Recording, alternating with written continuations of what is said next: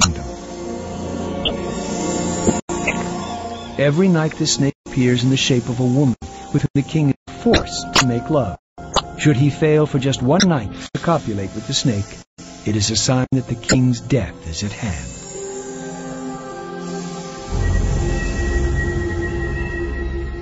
He also had a strange tale to tell about these towers, still standing 800 years after he wrote about them. If two men are imprisoned in one of the towers for several days, to emerge, one of them will be found to be ulcers, swollen glands, or fever. The other man will be in perfect health. Thus is right and wrong determined by what is called a celestial judgment. Everyone I talked to said that Cambodian women are highly sexed, wrote the Chinese visitor in his diary. It wasn't only their sexual freedom that shocked the conservative Chu. He was also amazed at the amount of political and commercial freedoms women had in ancient Angkor. The wife of Jayavarman VII was responsible for founding over 102 hospitals, like a modern-day First Lady might do.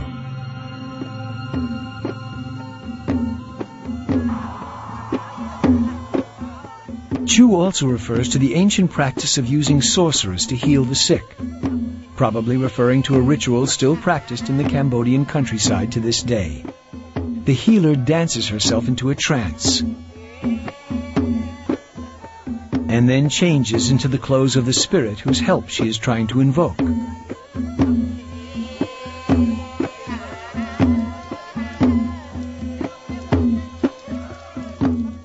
Once transformed into the grandfather spirit, the healing process can commence.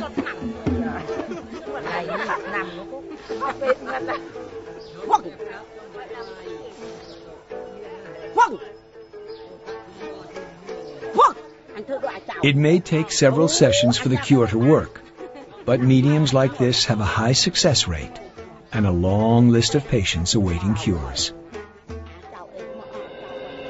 Chu is the only witness we have to this vanished age. No other written record of everyday life has survived, and from his diaries we can glimpse the magnificence of ancient Angkor. But by Chu's time, it was a culture facing catastrophe.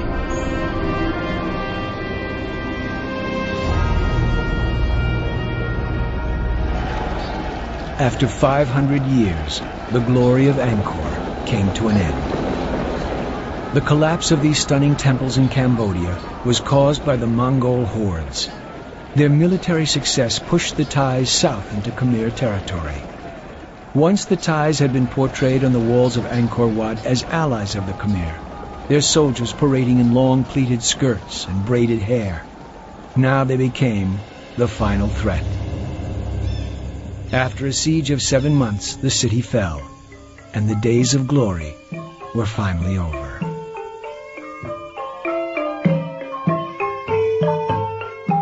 After this siege, the Thai victors carried off the entire dance corps of the city, which is where one can trace the beginnings of classical Thai dance. As northerners, they wore thicker court dress than the more tropical Khmers. That's why today both Thai and Cambodian dancers wear the court dress of Thailand rather than that of the Khmers, whose topless dancers are represented in thousands of carvings and statues.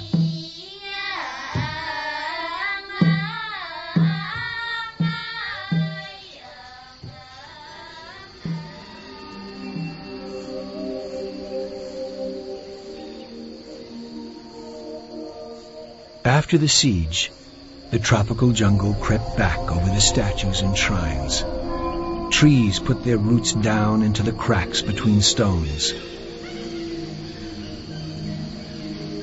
And as the centuries passed, the roots became vast, pushing aside great blocks of stone as though they were weightless. It has been said temples were held in a stranglehold of trees. Stone and wood clasp each other in grim hospitality.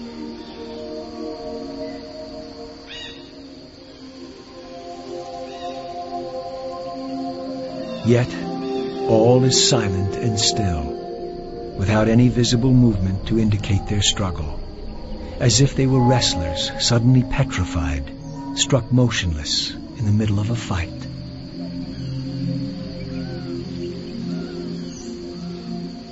But the rounds in this battle were not measured by minutes, but by centuries.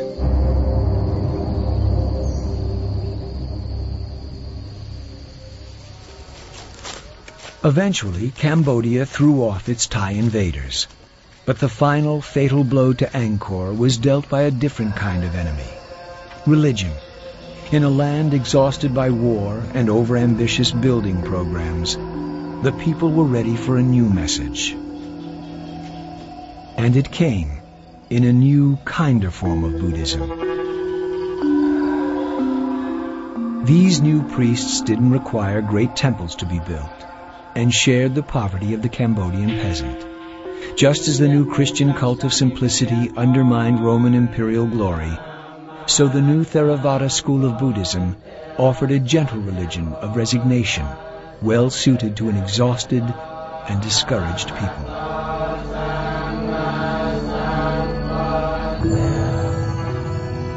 They were only too happy to see the old temples left to nature. Sleeping jewels in the jungle. The person most responsible for bringing these temples to world attention was the Frenchman Henri Nouveau. A brilliant amateur artist, his lively and accurate drawings of his 1860 expedition brought the scholarly world's attention to focus on the temples of Angkor. In his footsteps came several other explorers, and their descriptions of these lost jewels in the jungle revealed Angkor to the world. These are the ruins as the first explorers found them. An immense amount of work needed to be done. The jungle had had some 500 years to do its work, and clearing it was a slow and painful process. The French, who now dominated all Southeast Asia, put their archaeological resources into restoring the smothered temples. Struggling against malaria and wild tigers, it took the French school of the Far East years to clear the dense vegetation. But in 1923, a new danger emerged from an unexpected source. The more Angkor was publicized, the more desired its art became, and museums and private dealers vied for better pieces. Looters began hacking the temples to bits, but protecting the remote sites was a problem. The Bante Shrai temple wasn't even discovered until 1914. Its discovery gave a young Frenchman the idea to make some quick money. His name was André Malraux, later to become France's most famous minister of culture.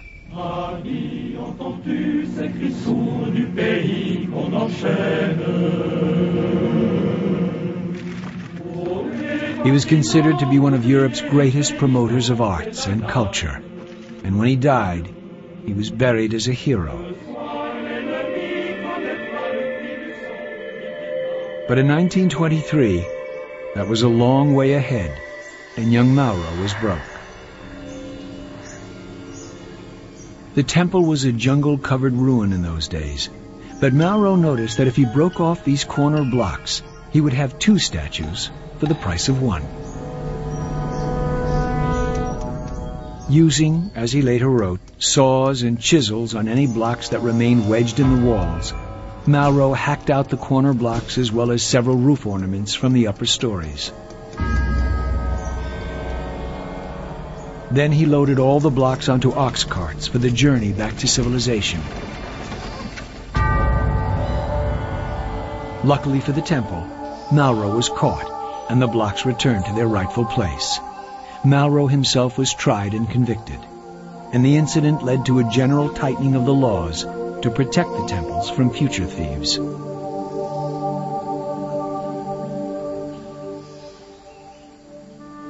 Armed with these new laws and larger budgets, the French school of the Far East pressed ahead. The site